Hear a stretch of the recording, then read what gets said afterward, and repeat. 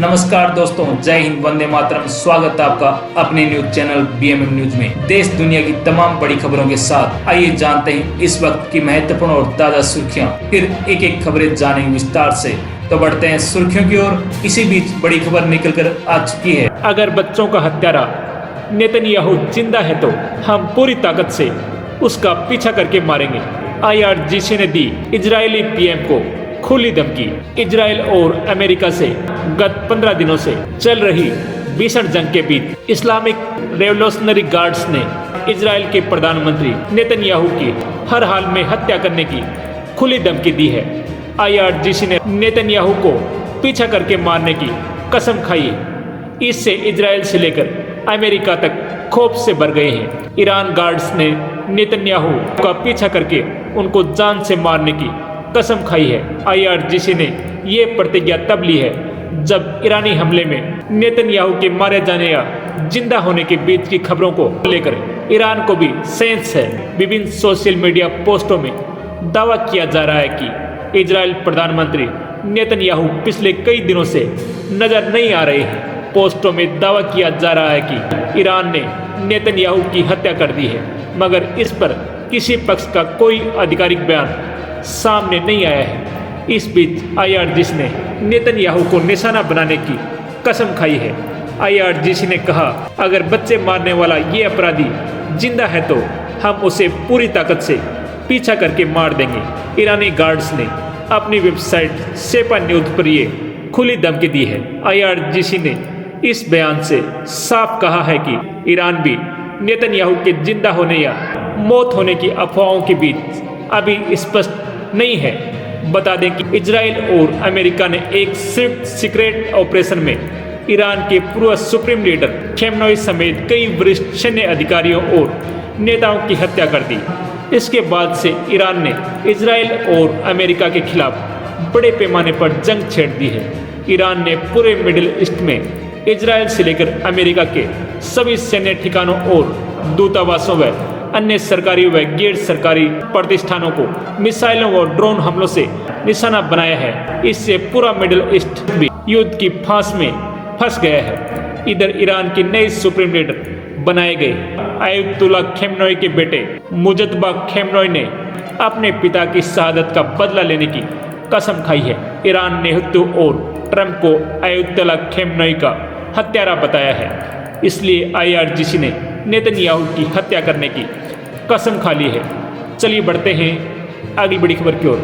Real estate छोटे शहरों में प्रॉपर्टी का नया सोना। बुनियादी ढांचे पर निवेश 2 से 4 साल में 100% तक बढ़ सकते हैं दाम। इंदौर जयपुर नए हॉटस्पॉट। अगर आप जमीन जायदाद में निवेश की सोच रहे हैं तो जल्द फैसला करना फायदेमंद हो सकता है। इंदौर, भोपाल, जयपुर, पटना, रांची और लुधियाना जैसे Tier 2-3 शहर बेहतर विकल्प हो सकते हैं।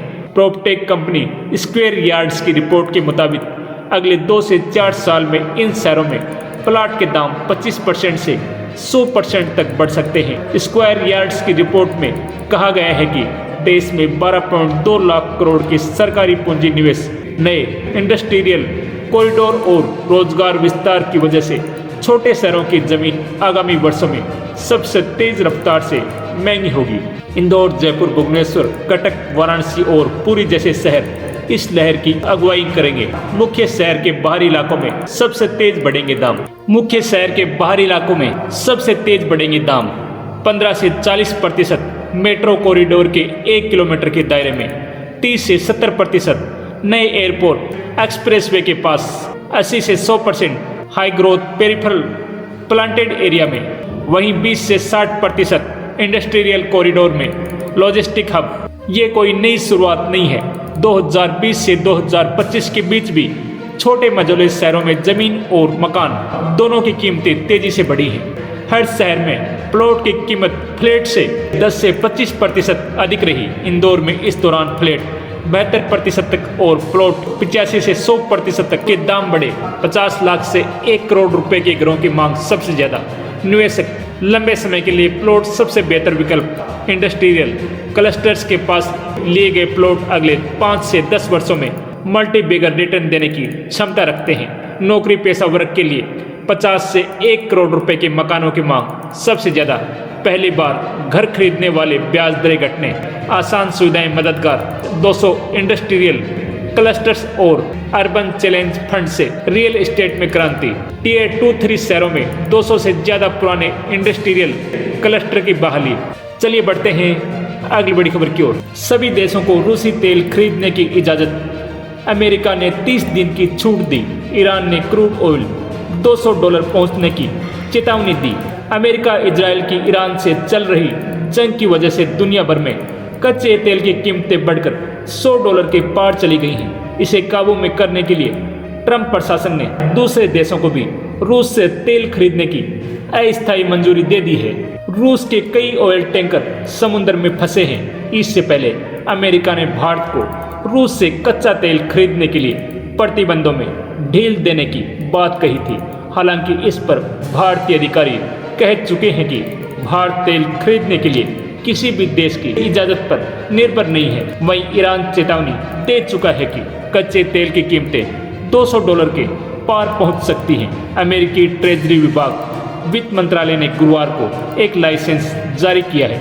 इसके तहत उन रूसी कच्चे तेल और पेट्रोलियम प्रोडक्ट्स की डिलीवरी और बिक्री की जा सकती है जो 12 मार्च की रात 12 बजे से पहले जहाजों पर लोड हो चुके हैं। ये छूट सिर्फ 11 अप्रैल तक के लिए दी गई है। अमेरिकी ट्रेजरी सेक्रेटरी स्टॉक बेसेट ने बताया कि इसका मकसद दुनिया भर में तेल की सप्लाई बढ़ाना है ताकि बढ़ती कीमतों पर लगाम लग सके। अमेरिका के ट्रेजरी मंत्री स्टॉक बेसेट ने सोशल मीडिया प्लेटफॉर्म एक्स पर लिखा कि राष्ट्रपति ट्रंप वैश्विक ऊर्जा बाजार में स्थिरता लाना चाहते हैं। उन्होंने कहा कि यह एक शॉर्ट टर्म फैसला है और इससे रूस को कोई बहुत बड़ा आर्थिक फायदा नहीं होगा।